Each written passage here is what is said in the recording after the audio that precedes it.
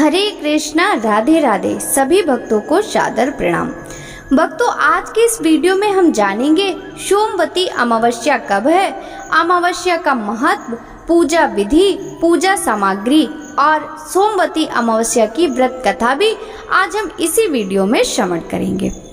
इसके नाम से ही पता चल रहा है कि साल में जो अमावस्या सोमवार के दिन आती है वो सोमवती अमावस्या कहलाती है। यह अनोखी तिथि साल में एक बार ही आती है। सोमवार का दिन भगवान शिव का माना जाता है।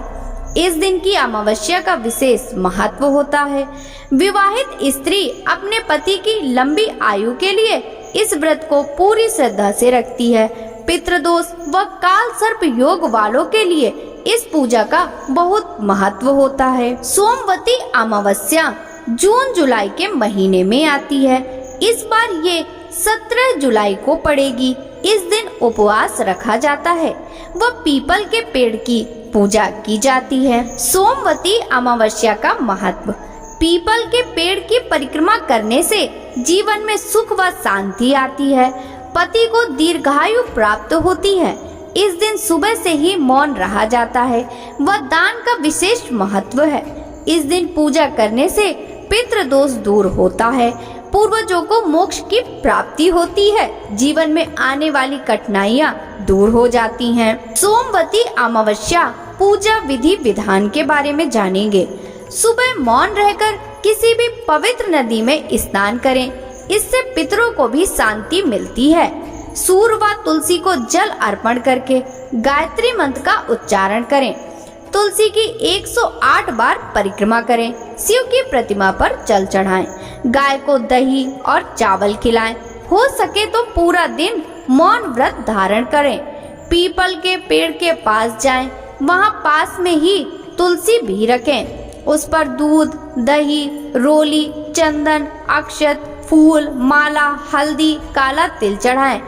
पान, हल्दी की गांठ व धान को पान पर रखकर तुलसी पर चढ़ाएं। पीपल पेड़ के चारों ओर 108 बार धागा लपेटते हुए परिक्रमा करें। इस दिन कुछ सामान के साथ परिक्रमा भी की जाती है, जैसे बिंदी, टाफी, चूड़ी, मेहंदी, बिस्किट आदि। आप कुछ भी सामान लेकर 108 सामान लेकर 108 बार पीपल की परिक्रमा करें।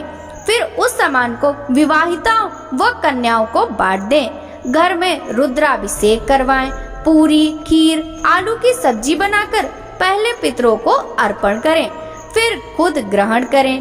कपड़े, अन्न, मिठाई का दान इत्यादि भी करें। अनंतम वास किम शेष पदम नाभम चाकंबलम शंखपालम धृतराष्ट्रम तक्षकम कालीय तथा एतानि नौ नामानि नागानां च महात्मनां सायं काले पठेति नित्यं प्रातः काल विशेषतः तस्विस् भयं नास्ति सर्वत्र विजयी भवेत्।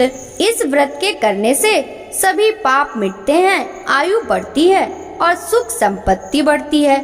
संतान, पति का सुख मिलता है। परिवार में क्लेश भी दूर होता है। भक्तों, अब हम सोमवती अमावस्या की व्रत कथा को श्रवण करेंगे। सोमवती अमावस्या व्रत कथा के अनुसार एक गरीब ब्राह्मण परिवार था। उस परिवार में पति, पत्नी और उसकी एक पुत्री भी थी। उनकी पुत्री समय गुजरने के साथ साथ धीरे धीरे बड़ी होने लगी। उस पुत्री में बढ़ती उम्र के साथ सभी स्त्रियोचित सगुणों का विकास हो रहा था। वह कन्या सुंदर, संस्कारवान एवं गुणवान थी, परंतु गरीब होने के कारण उसका विवाह नहीं हो पा रहा था। एक दिन उस ब्राह्मण के घर एक साधु महाराज पधारे। साधु उस कन्या के सेवा भाव से अत्यधिक प्रसन्न हुए। कन्या को लंबी आयु का आशीर्वाद देते हुए साधु ने कहा कि इस कन्या के हाथ में विवाह योग्य रेखा नहीं है। तब ब्राह्मण दंपत्ति ने साधु से इसका उपाय पूछा कि कन्या ऐसा क्या करे कि उसके हाथ में विवाह योग बन जाए। साधु महाराज ने कुछ देर विचार करने के पश्चात अपनी अंतर्दृष्टि में ध्यान करके बताया कि कुछ ही दूरी पर एक गांव में सोना नाम की एक धोबिन महिला अपने बेटे और बहू के साथ रहती है, जो बहुत ही आचार विचार एवं संस्कार संपन्न तथा पति परायण है। यदि कन्या उस धोबिन की सेवा करे और वह महिला इसकी शादी में अपने मांग का सिंदूर लगा दे तथा उसके बाद इस कन्या का विवाह हो जाएगा, तो इस कन्या का वैधव्य योग मिट सकता है। साधु ने यह भी बताया कि वह महिला कहीं बाहर आती जाती नहीं है।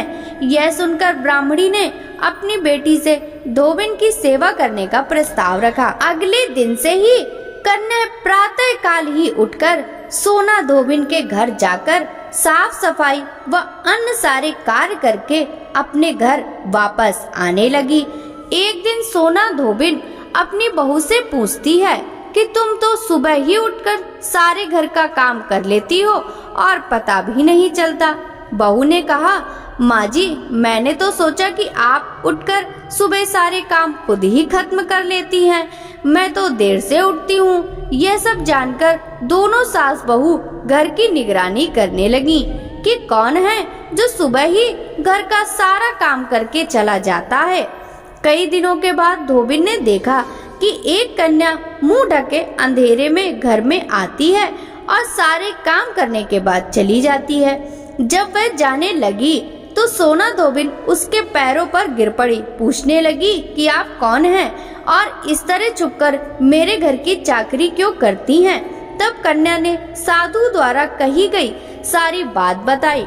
सोना धोबिन पति परायण थी, अतः उसमें तेज था।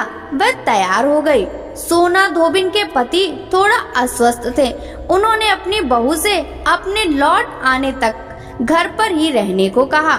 सोना धोबिन ने जैसे ही अपने मांग का सिंदूर उस कन्या की मांग में लगाया, सोना धोबिन का पति मर गया। उसे इस बात का पता चल गया। वह घर से निराजल ही चली थी, यह सोचकर कि रास्ते में कहीं पीपल का पेड़ मिलेगा तो उसे भंवरी देकर और उसकी परिक्रमा करके ही जल ग्रहण करेगी। उस दिन सोमवती अमावस्या थी। ब्राह्मण के घर मिले पुए पकवान की जगह उसने ईंट के टुकड़े से 108 बार भंवरी देकर 108 बार पीपल के पेड़ की परिक्रमा की और उसके बाद जल ग्रहण किया। ऐसा करते ही उसके पति के मृत शरीर में वापस जान आ गई। धोबिन का पति फिर से जीवित हो उठा। प्रभु, जिस प्रकार आपने धोबिन के पति की रक्षा की, उसी तरह सबके सुहाग की रक्षा करना। जय जय श्री हरि विष्णु। विष्णु भगवान की जय हो।